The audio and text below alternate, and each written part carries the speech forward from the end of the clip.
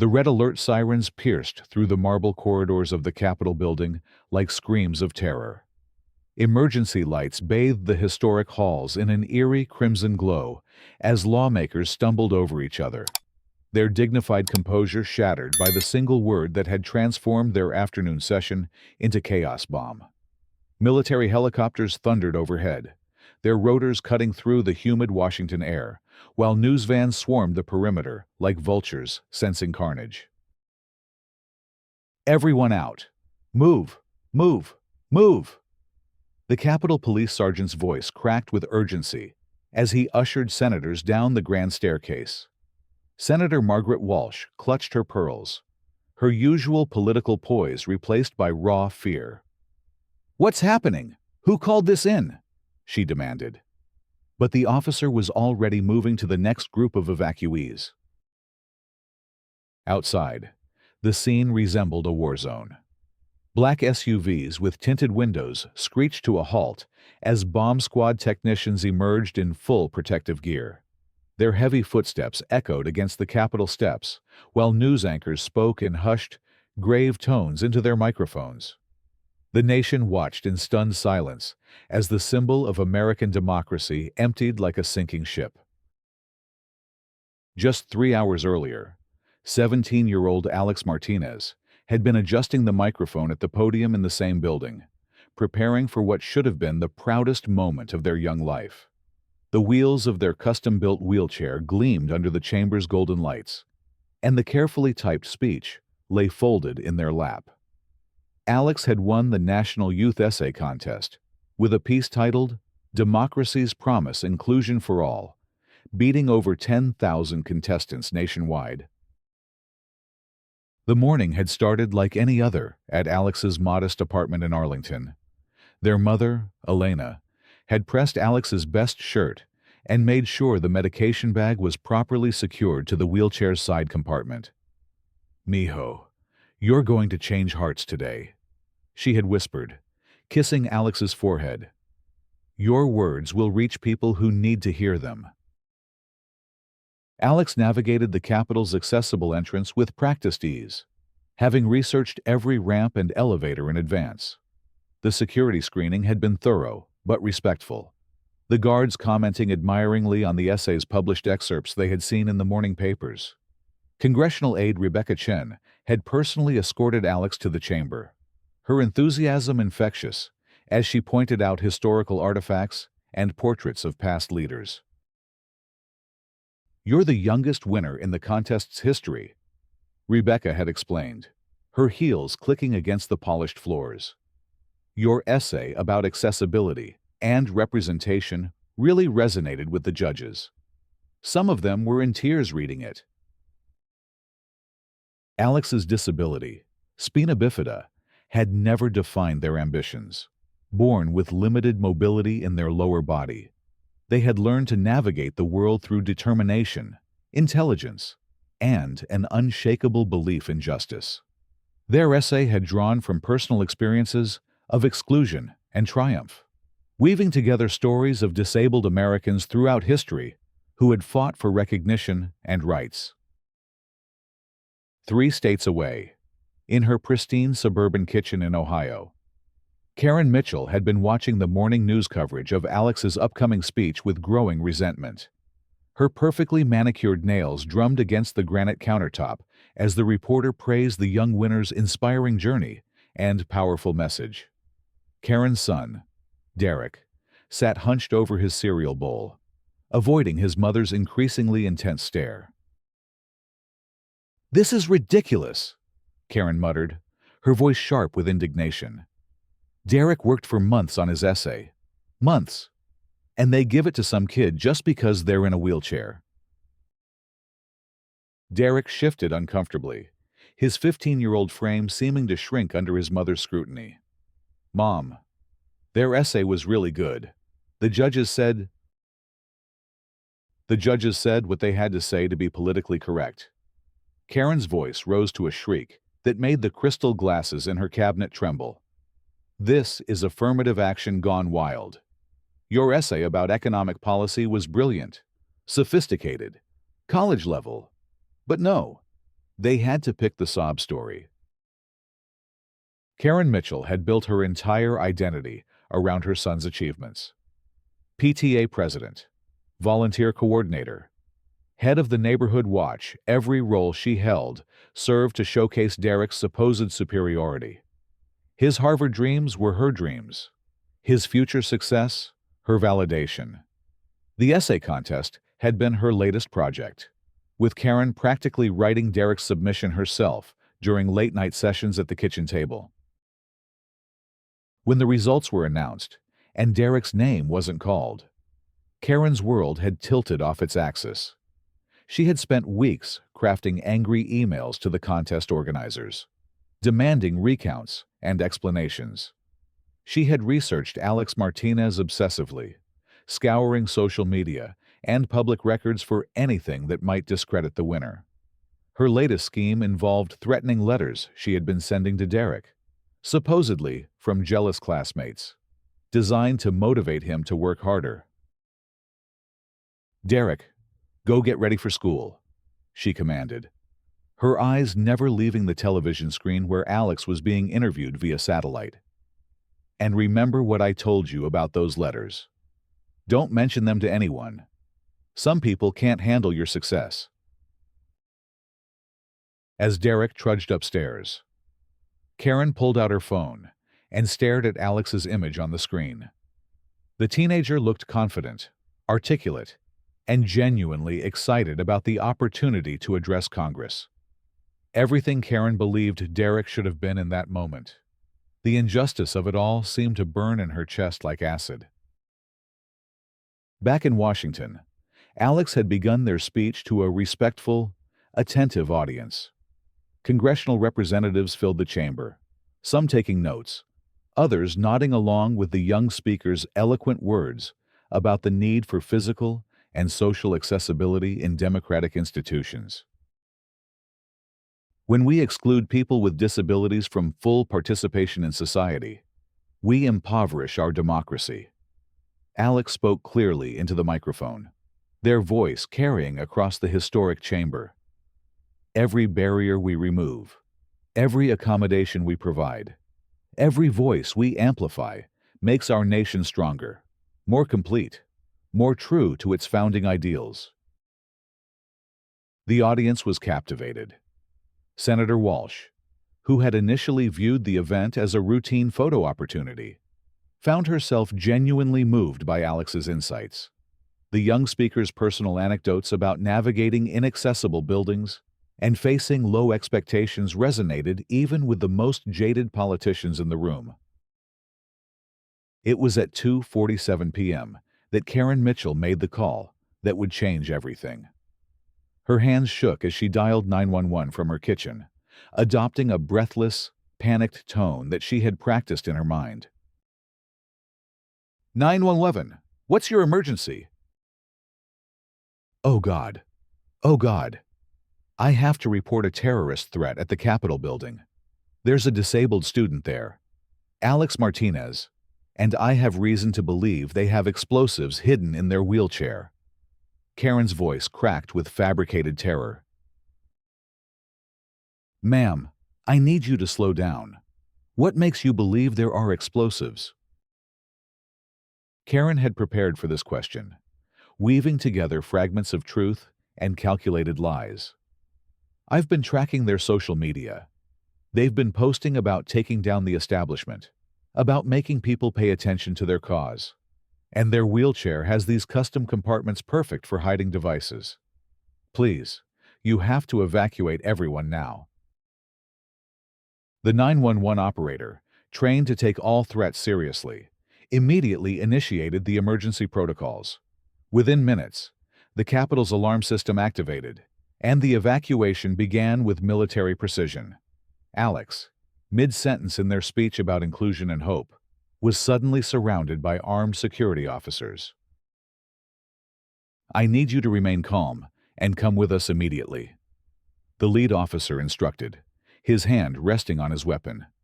Alex's confusion was evident as they looked around the chamber, watching lawmakers flee in obvious panic. What's happening? Did I say something wrong? Alex asked, their voice small and bewildered as they were escorted from the podium. The bomb squad arrived with controlled explosions of activity, their equipment trucks surrounding Alex's wheelchair like metallic predators. Technicians in protective suits approached the medical device with extreme caution, their movements recorded by dozens of cameras as the media frenzy intensified outside. News networks broke into regular programming with breathless reports. Breaking Capitol building. Evacuated after bomb threat, screamed the Chirons, while anchors speculated about domestic terrorism and security failures. Alex's photograph appeared on screen, alongside speculation about radicalized youth and the dangers of extremist rhetoric. Elena Martinez received the news while at work, cleaning offices in a downtown Arlington building. Her supervisor's grim expression and the way other employees stared at her with mixture of pity and suspicion told her everything she needed to know before he even spoke. "Elena, I think you need to go home. It's about Alex." The drive to the Capitol was a nightmare of roadblocks, media trucks, and police barricades.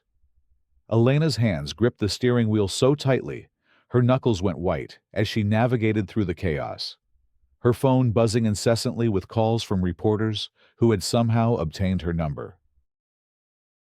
FBI agents had arrived to take over the investigation, their black suits and serious expressions adding to the atmosphere of dread surrounding the Capitol complex. Agent Sarah Thompson, a 20-year veteran of domestic terrorism cases, personally oversaw Alex's interrogation in a sterile conference room, while technicians dismantled the wheelchair piece by piece. "Alex, I need you to understand the seriousness of this situation," Agent Thompson said, her voice professionally calm but firm. "Someone called in a very specific threat about you. We have to investigate every possibility." Alex sat in a borrowed standard wheelchair, their custom chair having been completely disassembled in the search for explosives. The violation felt profound, as if their independence had been stripped away along with their mobility device. "I don't understand. I was just giving a speech about inclusion. Why would someone say I'm dangerous?" The search revealed nothing more threatening than Alex's medication, charging cables for their laptop, and backup batteries for their chair's electronic components. But the damage was already done.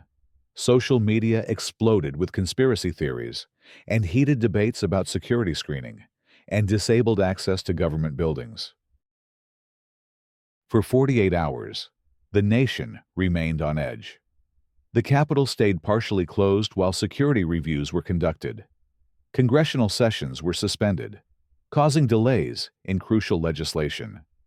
The economic impact of the shutdown reached into the millions as tours were canceled and government operations disrupted. Karen watched the coverage from her living room with a mixture of satisfaction and growing anxiety.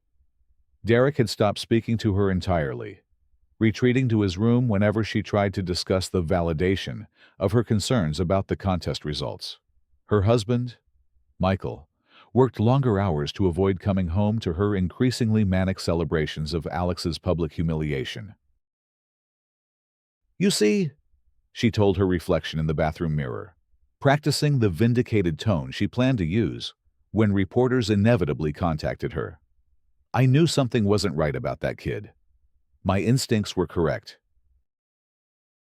But as the hours passed without any evidence of explosives or terrorist connections, Karen's confidence began to waver. News reports started questioning the validity of the initial threat, and disability rights advocates began mobilizing in Alex's defense. Prominent figures in the disabled community spoke out about the prejudice and fear that often surrounded people with disabilities, particularly in high-security environments. The turning point came when Agent Thompson's team began tracing the origin of the 911 call. Karen had assumed her location in Ohio would provide sufficient distance and anonymity. But modern technology made such assumptions dangerous. Phone records, cell tower data, and voice analysis software converged to create an increasingly detailed profile of the caller. Meanwhile, Alex remained under informal protective custody, staying with Elena in a hotel while their home was searched and their electronics examined. The teenager, who had begun the week preparing to address the nation's leaders, now found themselves at the center of a national security investigation. Their dreams of inspiring change replaced by the nightmare of suspicion and scrutiny. "Mijo, you did nothing wrong," Elena repeated like a mantra as they watched news coverage of their ordeal. "The truth will come out. It always does." The truth began emerging on the third day when FBI analysts made the connection between the 911 caller and the essay contest. Karen's obsessive research into Alex's background had left digital footprints, and her previous complaints to contest organizers had established a clear motive for the false report. Agent Thompson sat in her office, reviewing the evidence that was building into an airtight case. Phone records showed Karen's call to 911 browser histories, revealed her extensive stalking of Alex's social media accounts, and email trails documented her increasingly unhinged complaints to the contest organizers. But the discovery that would ultimately seal her fate came from an unexpected source, her own son. Derek Mitchell had been carrying the burden of his mother's deception for weeks.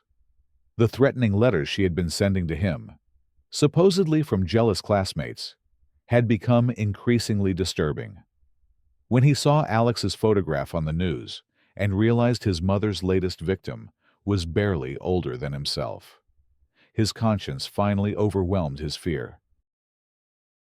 He had carefully saved every fake threatening letter his mother had written, documenting her escalating desperation and willingness to manipulate even her own child.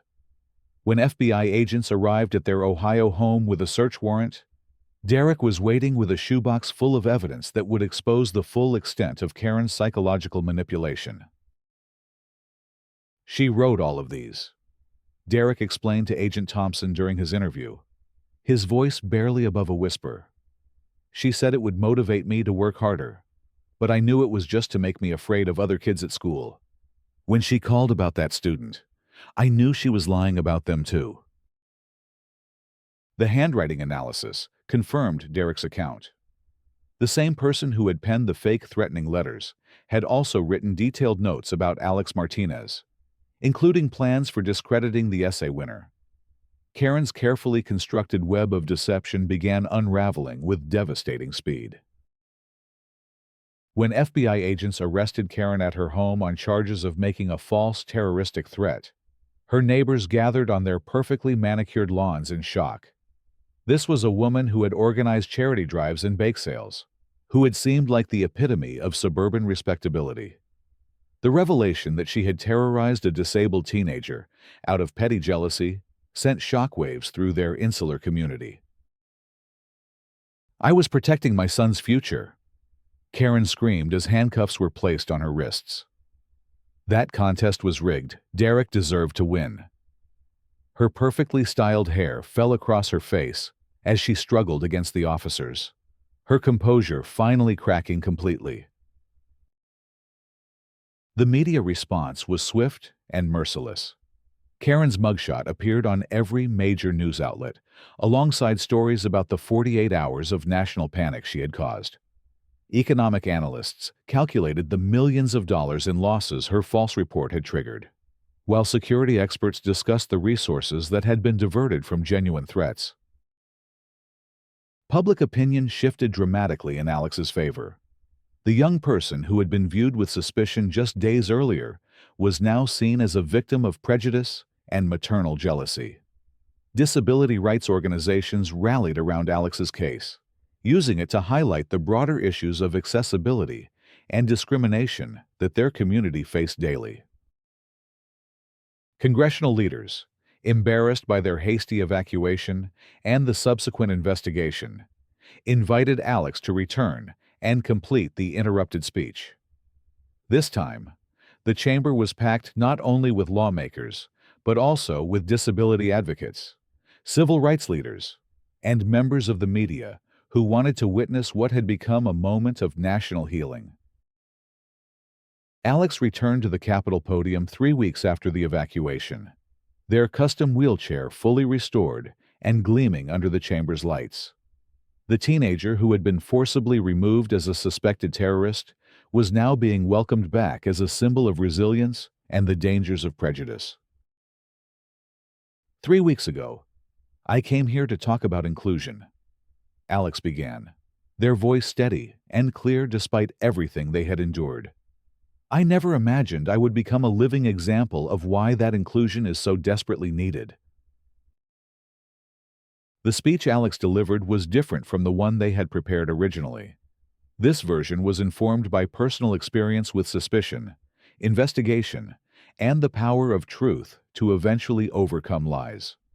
They spoke about the disabled community's long history of being viewed as threats or burdens, about the courage required to navigate a world designed for others, and about the importance of looking beyond first impressions and prejudices. When someone calls in a false report about a person with a disability, they're not just lying about one individual, Alex continued, their words carrying the weight of lived experience. They're perpetuating centuries of fear and misunderstanding that have kept people like me on the margins of society. The audience was completely silent, hanging on every word. Senator Walsh, who had fled in panic during the evacuation, now sat with tears streaming down her face as she listened to this teenager demonstrate more dignity and wisdom than many of her colleagues had shown in their entire careers. Karen Mitchell, meanwhile, sat in a federal holding cell, awaiting trial on charges that could result in up to 20 years in prison. The false terrorist threat was a federal crime, and the national scope of the panic she had caused ensured that prosecutors would seek the maximum penalty. Her perfectly ordered suburban life had collapsed completely, with Michael filing for divorce and Derek choosing to live with his grandmother rather than face the community's scrutiny. The trial, when it came, was a media spectacle. Karen's defense attorney argued that she was a devoted mother driven to desperation by what she perceived as unfair treatment of her son. But the evidence was overwhelming: the 911 call, the digital stalking, the fake threatening letters she had sent to Derek, and the clear pattern of escalating deception that had culminated in her false terrorist report. Derek's testimony was the most damaging to his mother's case.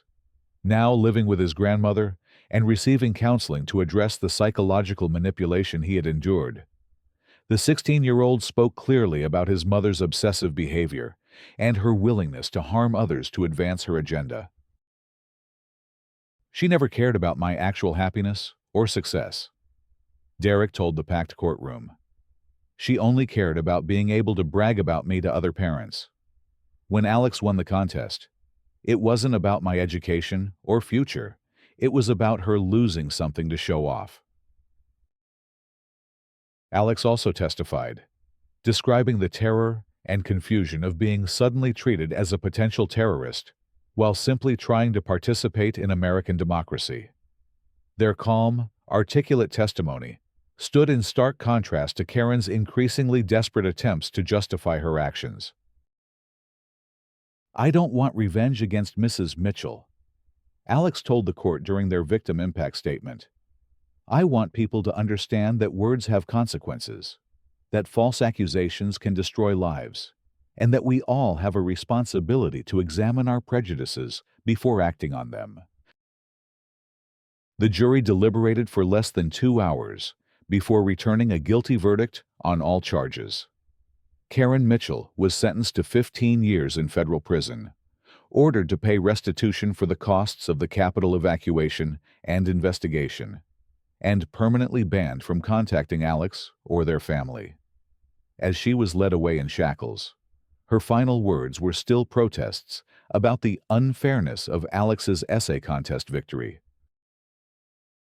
The case sparked a national conversation about the intersection of prejudice, mental health, and the dangerous power of false accusations in an age of heightened security concerns. Universities began incorporating Alex's story into their courses on disability studies and criminal justice, while law enforcement agencies used the case to train officers on the importance of thorough investigation before acting on anonymous tips. Alex's essay was eventually published in full, becoming required reading in high schools across the country. The young person who had been silenced by prejudice and fear became one of the most powerful voices for inclusion and understanding in American public discourse. They received full scholarships to multiple prestigious universities and were invited to speak at events around the world. 6 months after the Capitol evacuation, Alex returned to Washington once more, this time to receive the Presidential Medal of Freedom in recognition of their contribution to civil rights and their dignified response to persecution. President Williams, in presenting the award, spoke about the courage required to maintain faith in justice, even when wrongly accused. Alex Martinez represents the best of American values, the president said during the ceremony. When faced with hatred and lies, they responded with truth and grace. When targeted by prejudice, they became a beacon of inclusion. Their voice was temporarily silenced by fear, but it has returned stronger than ever. Elena Martinez watched from the audience as her child received the nation's highest civilian honor, her heart swelling with pride that had been tempered by pain but never diminished. The woman who had spent years advocating for her child's rights now saw those same rights being celebrated on the national stage. In the end, Karen Mitchell's attempt to destroy Alex Martinez had instead elevated them to national prominence and advanced the cause of disability rights by decades. The false accusation that was meant to silence a young voice had amplified it beyond anything that could have been achieved through a simple speech to Congress. Derek Mitchell, now thriving in college on a scholarship funded by disability rights organizations, occasionally gave interviews about his experiences with his mother's manipulation.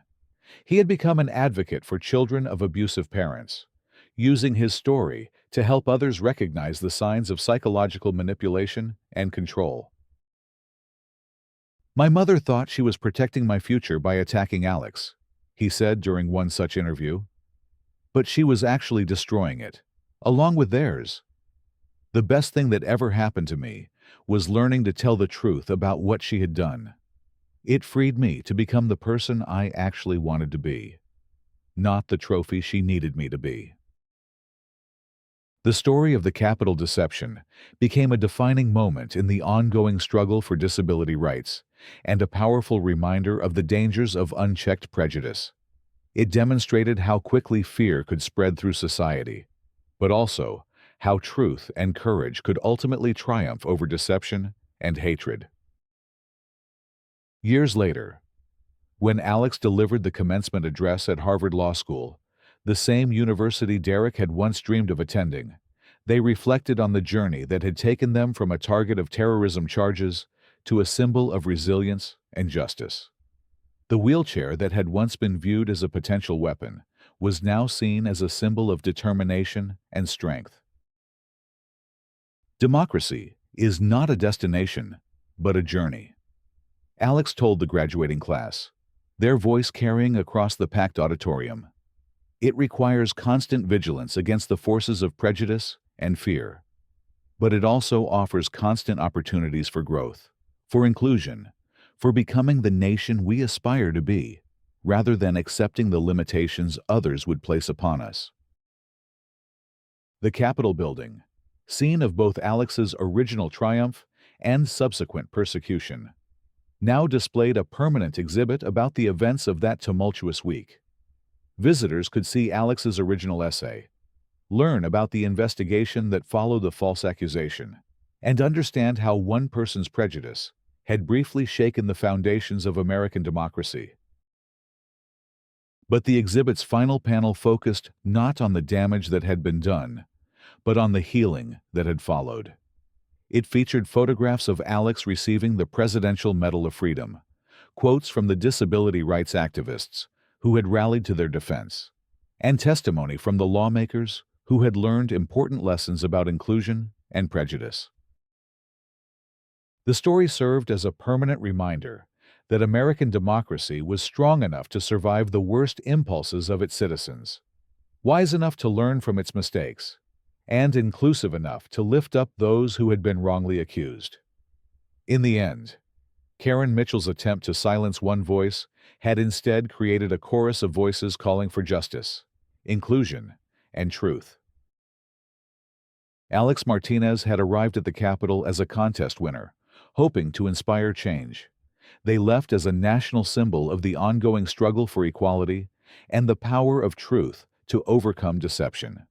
The wheelchair that had been searched for explosives became a symbol of mobility, independence, and the determination to participate fully in American democracy, despite all obstacles.